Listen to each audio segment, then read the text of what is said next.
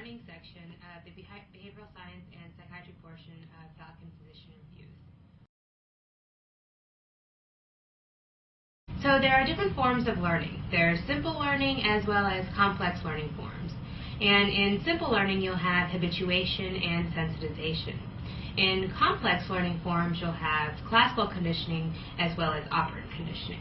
And we will go into detail into these different types of learning in the next couple of slides. There are also multiple behavioral learning techniques, such as systematic desensitization, aversive conditioning, flooding, biofeedback, token economy, and cognitive therapy. Also, cognitive therapy will be referred to as CBT in these lectures, so if you hear that term, that's what I'm referring to. So the different types of learning are explained further here. What is habituation? So if you look at the first few, or the first part of the word of habituation, you see the word habit. So when you continuously do something over and over again, it becomes a habit. So the anxiety around it decreases. So the response decreases with additional exposures is what habituation means.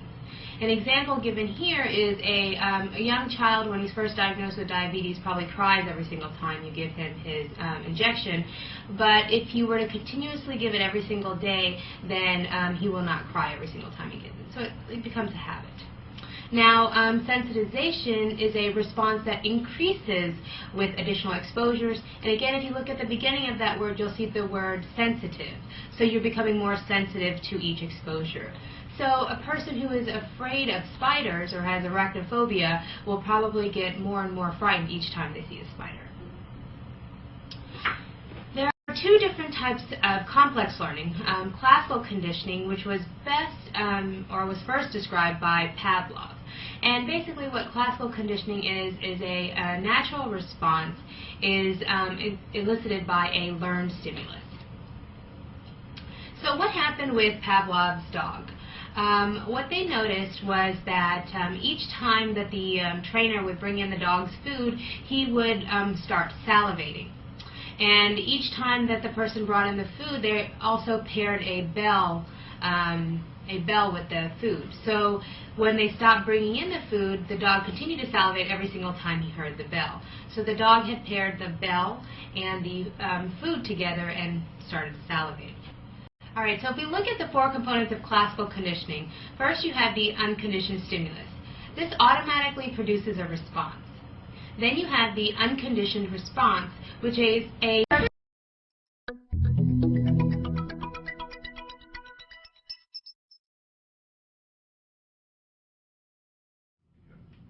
This is the learning section of the Behavioral Science and Psychiatry portion of Falcon Physician Reviews. So there are different forms of learning. There's simple learning as well as complex learning forms.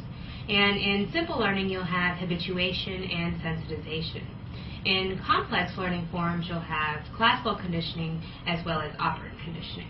And we will go into detail into these different types of learning in the next couple of slides.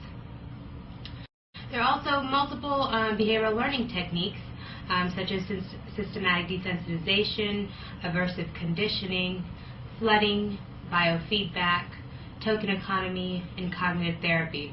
Also, cognitive therapy will be referred to as CBT in these lectures, so if you hear that term, that's what I'm referring to. So the different types of learning are explained further here. What is habituation? So if you look at the first few, or the first part of the word of habituation, you see the word habit. So when you continuously do something over and over again, it becomes a habit. So the anxiety around it decreases. So the response decreases with additional exposures is what habituation means. An example given here is a young child, when he's first diagnosed with diabetes, probably cries every single time you give him his injection. But if you were to continuously give it every single day, then he will not cry every single time he gets it. So it becomes a habit. Now, sensitization is a response that increases with additional exposures. And again, if you look at the beginning of that word, you'll see the word sensitive. So you're becoming more sensitive to each exposure. So a person who is afraid of spiders or has arachnophobia will probably get more and more frightened each time they see a spider. Two different types of complex learning. Classical conditioning, which was was first described by Pavlov. And basically what classical conditioning is a natural response elicited by a learned stimulus. So what happened with Pavlov's dog? What they noticed was that each time that the trainer would bring in the dog's food, he would start salivating. And each time that the person brought in the food, they also paired a bell with the food. So when they stopped bringing in the food, the dog continued to salivate every single time he heard the bell. So the dog had paired the bell and the food together and started to salivate. All right, so if we look at the four components of classical conditioning, first you have the unconditioned stimulus. This automatically produces a response. Then you have the unconditioned response, which is a natural reflexive behavior. Then the conditioned stimulus, which produces a response once learning has occurred. And the conditioned response, which is learned by an association between the unconditioned stimulus and the conditioned stimulus. So if we use those four components to look at Pavlov's dog, so initially, the unconditioned stimulus, which is the dog food, triggers the unconditioned response, which is salivation. So as soon as he sees the dog food, he starts salivating because he's hungry. So next, we pair this unconditioned response with a conditioned stimulus. So eventually, the conditioned stimulus alone will trigger the salivation. So that means that every single time they brought the dog food in, they added a bell. And so those two were paired together and the dog would still salivate.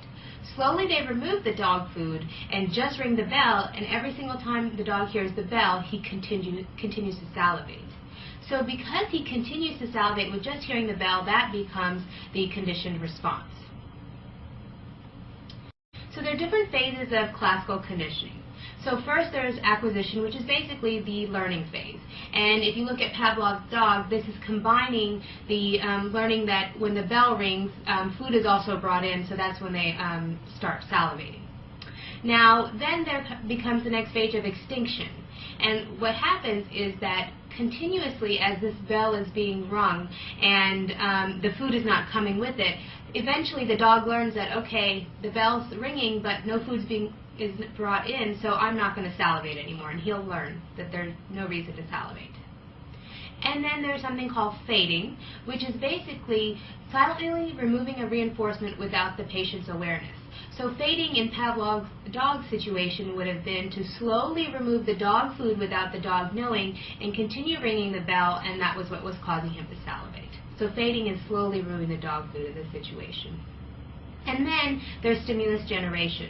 So say, for example, that they didn't ring a bell, but they started clapping their hands every single time they brought the dog food in.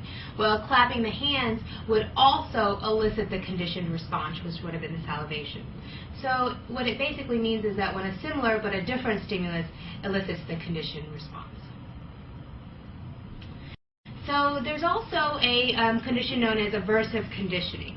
And aversive conditioning is the foundation of punishment, when a painful or aversive stimulus is given with an undesired behavior. Often deviant behavior is paired with an unpleasant stimulus. So an example of this would be a young child who is wetting the bed at night. They'll have a bell pad, and a buzzer will go off every single time that they wet their bed and scare them out of their mind. So therefore they will eventually stop wetting their bed. Or an electric shock given to pedophiles who are aroused by pictures of young children. This is an example of a punishment. So an aversive conditioning is equivalent to a punishment. The next type of learning, or complex form of learning, is operant conditioning, and this was explained to us by Skinner. And how this learning is done is that a behavior is performed in anticipation of reward.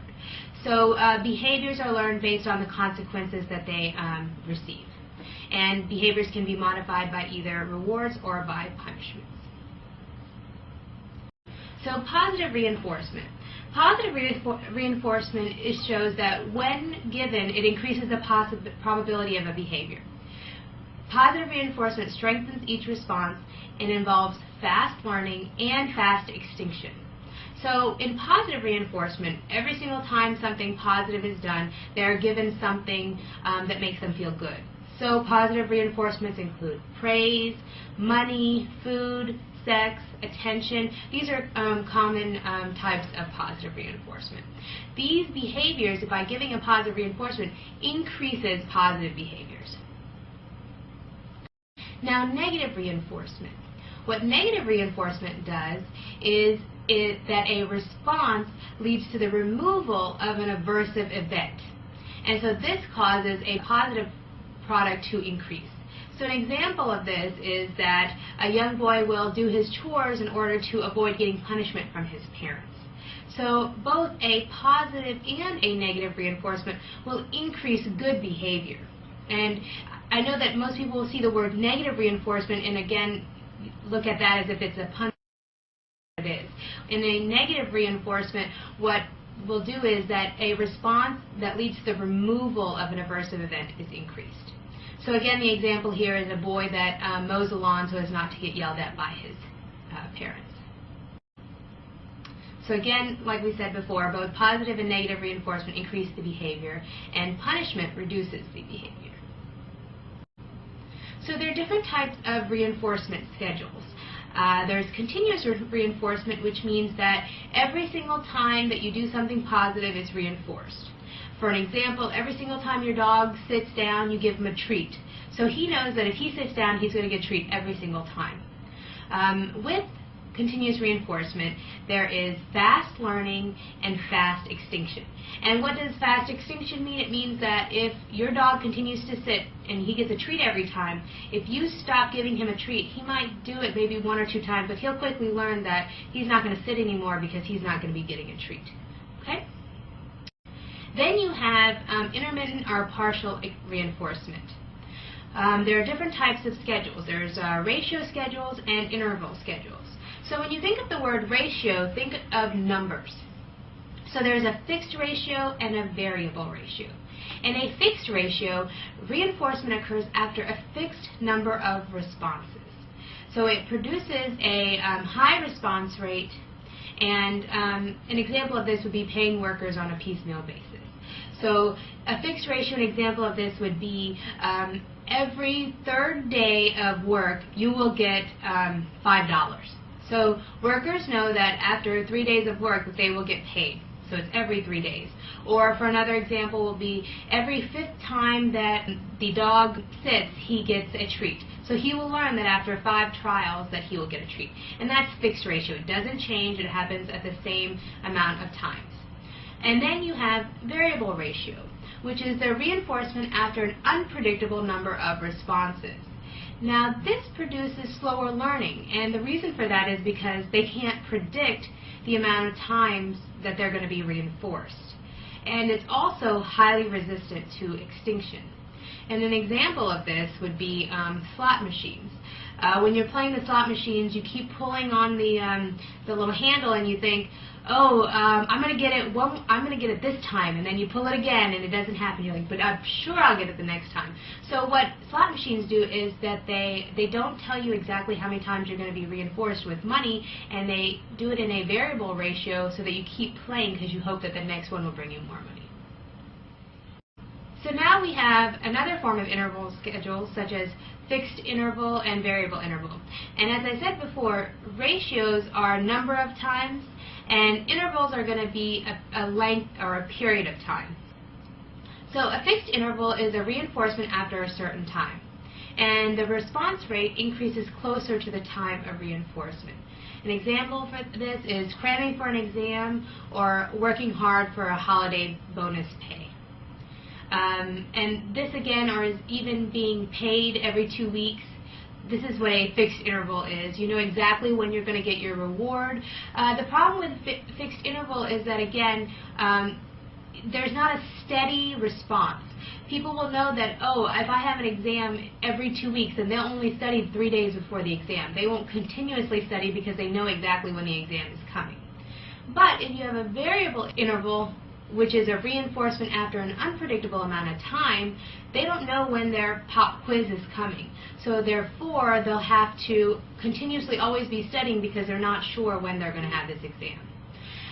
Just like the variable ratio, it's highly resistant to extinction, and there's a steadier response rate than fixed interval. Again, ratios refer to number of events, while interval refers to the amount of time. So on the USMLE, if it's really hard to tell the difference, try to see if it's time or number to help you differentiate between ratios or intervals. And now I'll look at more learning theories. There's exposure therapy and response prevention. This is based on classic conditioning. It is commonly used to treat obsessive-compulsive disorders as well as anxiety disorders. An example would be an obsessive-compulsive patient who is fearful of contamination, and they're fearful of getting dirty. So they don't touch anything, they're constantly washing their hands. So what you would do is initially you would expose them to what they're most fearful of. So that would be, what is she's scared of dirty doorknobs. So you would make the patient touch the dirty doorknob. And this is what you do is if you continuously expose the patient, you're increasing their anxiety to this. So what the patient will want to do next is run and wash their hands. But what you'll do next is response prevention, which is do not allow the patient to go and wash their hands. You'll let them sit with the dirt in their hands. And continuously, if you engage in these behaviors, it will prevent them from engaging in their compulsive rituals, and it will eventually decrease their anxiety. Next, you have systematic desensitization, and this is also based on classic conditioning, and it is part of a therapy called cognitive behavioral therapy, or CBT. What the patient and the doctor will do is usually the patient has some kind of a phobia. For example, maybe phobia of getting into an elevator and going to the 10th floor. This patient might be taking the stairs every single time because they're scared that the elevator will stop working. So in systematic desensitization, the doctor and the patient will sit down together and they will form a hierarchy of anxieties about this elevator. So, meaning that initially the patient will say, okay, I can tolerate just looking at a picture of an elevator. And then next, maybe I could go stand in front of the elevator. Next, I could go press the button on the elevator. Number 4, I'll go and stand in the elevator, and so on and so forth, until they get to the highest point of anxiety. And what this does is that they slowly progress up their hierarchy and they use some relaxation techniques, and this will decrease their anxiety of their fear.